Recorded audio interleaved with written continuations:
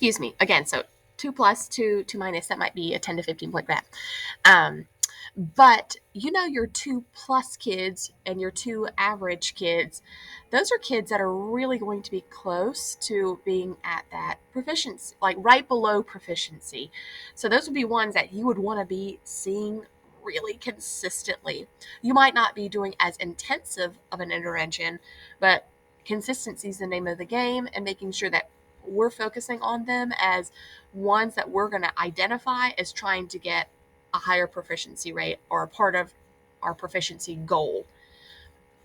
So, like in this particular case, if we look at James's projected proficiency rate, right now, about 65% of his class would end up being proficient on the EOG. But if we look at his kids that are like the 2s and the 2 pluses, so for instance, I'm going to look at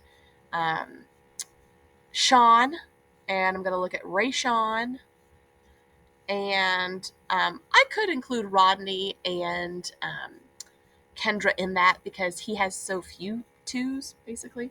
But those are his kids that are going to be like his bubble kids. I want to see them all the time. I'm going in on those 4 because I want my projected proficiency rate to go up.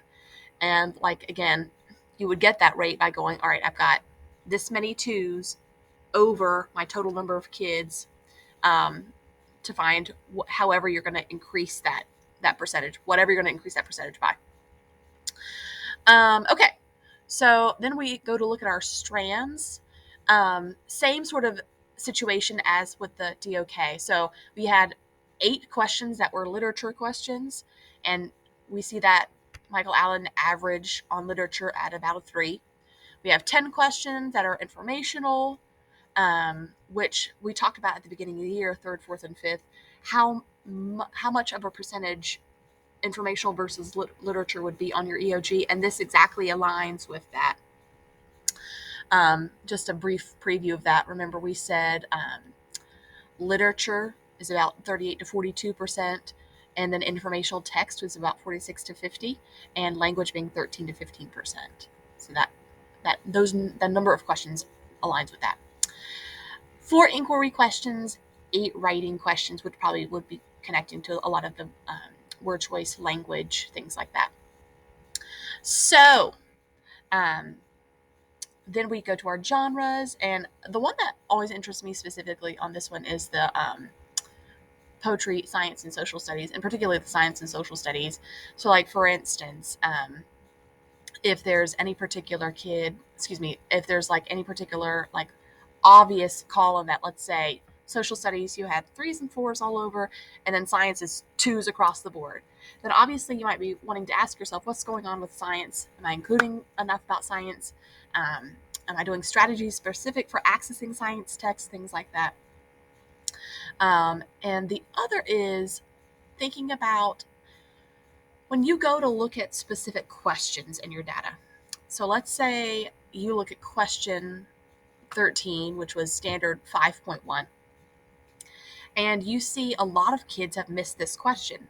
Not only that, but let's say a lot of them have chosen letter D for question 13.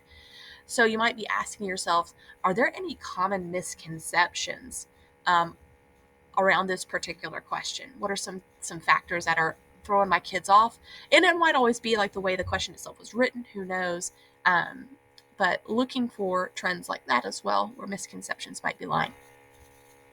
So I encourage you with that context to go through your data, and specifically I want you thinking about, again, that projected proficiency rate. Who are your bubble kids? Who are your 2s?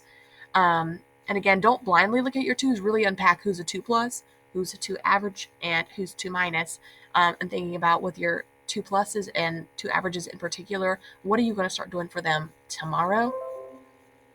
So, happy unpacking.